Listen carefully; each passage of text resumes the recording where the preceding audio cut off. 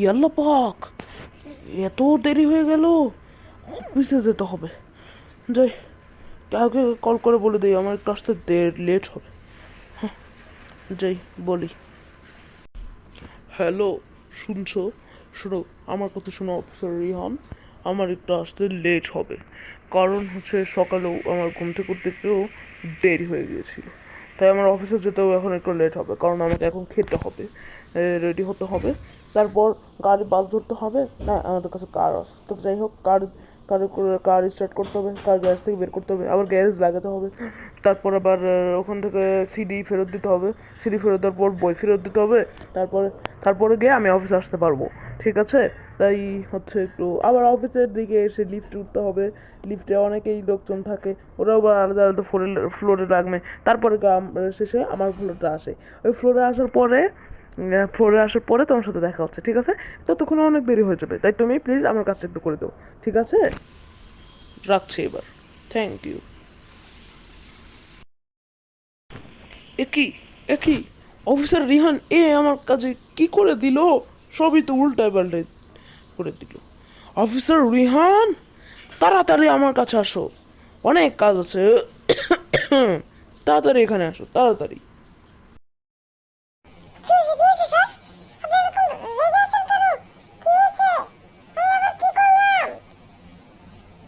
রাগ করবো না মানে? তুই কি বলছো এসব? আর সব কাগজে তুমি উল্টায় পাল্টায় ফেলে দিয়েছো। দেখো দেখো, ফাইল নাম্বার 1-এ তুমি কি করেছো? ওফ, এখন আমি কি করব?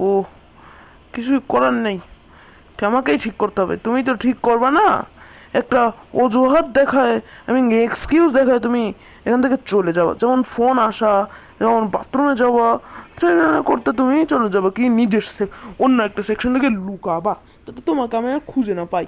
তোমার প্রমোশন কি, তোমার স্যালারিও, তোমার বোনাস কেটে নেবো আমি। তোমার বোনাস হবে না আজ থেকে। তুমি তোমার স্যালারি পাবা না 2 মাস। দেখি তুমি কিভাবে থাকো। তুমি পুরো পুরো ফাইলটাই উল্টায় পাল্টায় ফেলেছিল। তুমি জানো তুমি জানো না, আমি 12টা দিন ধরে, মানে 2টা সপ্তাহ ধরে আমি এই ফাইলটা রেডি করেছিলাম। আজকে শুধু প্রজেক্টটা প্রজেক্টটা শুধু দিয়ে জমা দিতে হতো। তুমি কি করেছো? ওফ, আবার করতে হবে। শিট, এই কারণে তোমার এত বড় শাস্তি দিয়েছি আমি, বুঝেছো? স্যার, আমার স্যালারি কি হবে স্যার? আপনি যদি আমার স্যালারি কেটে নেন তাহলে আমার কি হবে স্যার? বলেন। আমি এটা ইয়ার্কি ভেবে নিলাম স্যার। আমি জানি এর আগের বারে আপনি এরকমই কিছু কথা বলেছিলেন, বাট আপনি কি এরকম কিছুই করেননি। কারণ কারণ তো নাই, আমি কিছুই করিনি, তারপরে আপনি আমাকে স্যালারি দিয়েছিলেন।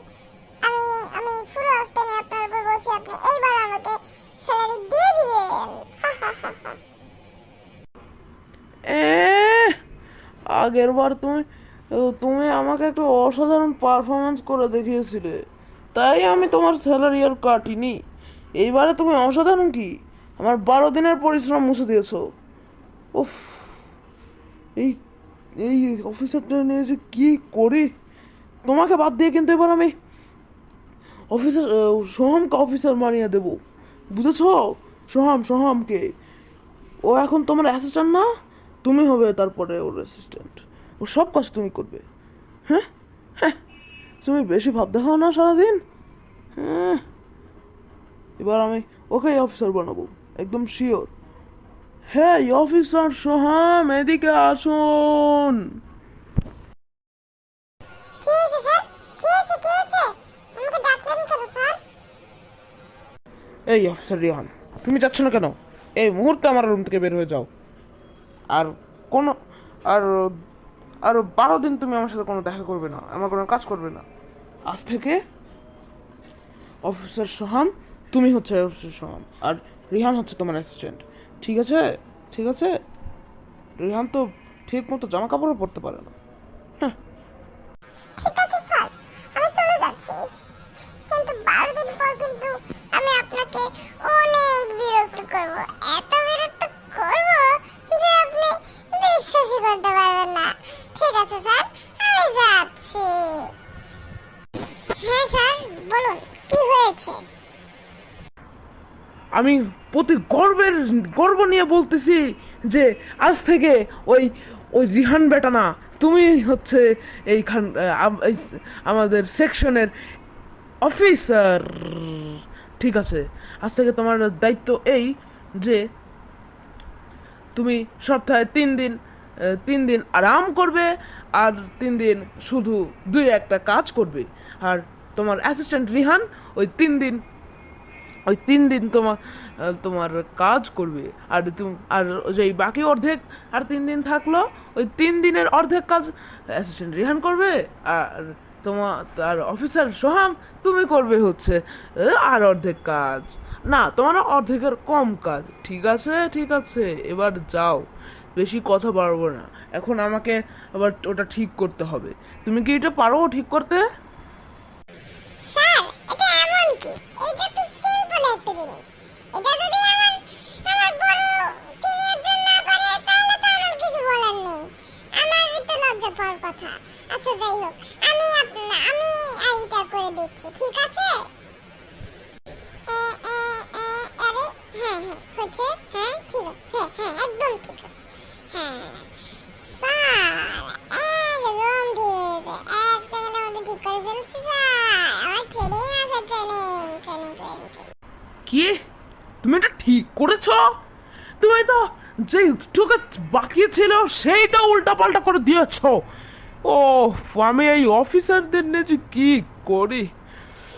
তো আমার কোনো অফিসার লাগবে না, এই মুহূর্তে বের হয়ে যাও আমার রুম থেকে, এই মুহূর্তে। ঠিক আছে স্যার, আমি যাচ্ছি। বাট একটা জিনিস আমি আপনাকে শেষবার বলে যেতে চাই, সেটা হলো আপনার অফিসার ছাড়া আপনি যদি লেট হন, তাহলে অফিসারই তো আপনার কাজ করে। তাহলে আপনার এখন সেই অফিসার তো কেই নেই। তাইলে আপনি লেট হলে আপনার কাজ করবে কে? স্যার, ঠিক আছে, একটু কথা বল, তাই আমার শেষ কথাটা ছিল আপনার সাথে। হয়তো আবারও কথা বলবো। ঠিক আছে স্যার, আমি গেলাম, বাই। জুবাইর আহমেদ টিম তো স্কুলে অনেক শান্ত ছিল, অফিসেও অনেক শান্ত থাকে, সব কাজেই তো সে এক্সপার্ট, কোনোদিনই আমার হাতে বকা খায়নি। এই দুইজন তো কোনো কাজেরই না, যখন তখন বকা ক্ষেত্রে রেডি হয়ে চলে আসে। এক কাজ করি, ওকেই দেবি। হেই জুবাইর আহমেদ জি, এদিকে আসো। স্যার বলুন, কি হয়েছে? হঠাৎ যে ডাকলেন? তুমি আজ থেকে আমার অফিসার, যাও কাজ শুরু করে দাও জুবাইর আহমেদ জি। আজ থেকে আমি তোমার সিনিয়র, এবং তুমি আমার 1% ছোট সিনিয়র। ঠিক আছে, সিনিয়র, তুমিও সিনিয়র সবারই। ঠিক আছে, যাও। কি সত্যি sir? Thank you sir, thank you so much sir. ঠিক আছে, আমি কাজ শুরু করে দিচ্ছি।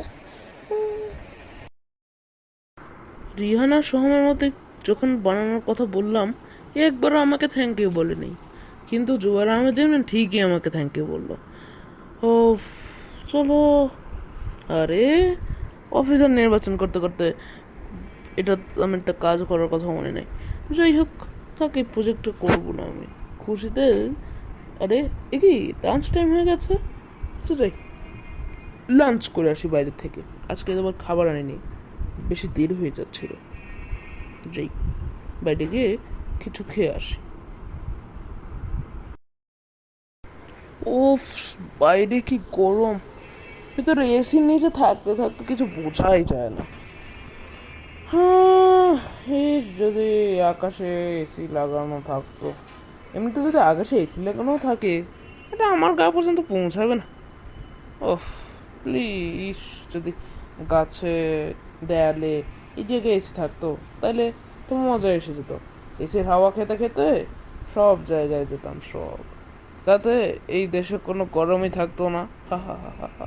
কিন্তু এসিতে তো গায়ের হচ্ছে কিছু যে রসটা, সেটা তো শুষে নেয়, তাতে তো অনেক মানুষ কখনো কখনো অসুস্থ হয়ে পড়ে। কোনো সমস্যা নেই। যারা মানুষ জানে না, তারা তো এসি প্রতিদিনই নেয়। আমাদের এসির এইটা সবসময় নেওয়া উচিত নয়। মাঝে মাঝে ফ্যান থাকলে ফ্যানটাও চালানো উচিত। আবার এমন না যে এসি কিনে আমরা ফ্যানটা আর কিনবো না। হ্যাঁ, যাই। রেস্টুরেন্টটা যেন কোন দিকে, ও হ্যাঁ হ্যাঁ হ্যাঁ, বের হয়ে ডান দিকের দিকে রেস্টুরেন্ট ছিল। যাই, ওই দিকেই যাই। আজকের খাবারটা অনেক টেস্টি ছিল। রেস্টুরেন্টে এমন খাবার আমি আজ পর্যন্ত খাইনি। ও, এখন আমার রাস্তা পার হয়ে অফিসে যেতে হবে। যাই, অফিসে ফিরে একটা বাটন দিতে হবে। জাস্ট কম্পিউটার একটা বাটন প্রেস করে আমি বাসায় চলে যাচ্ছি।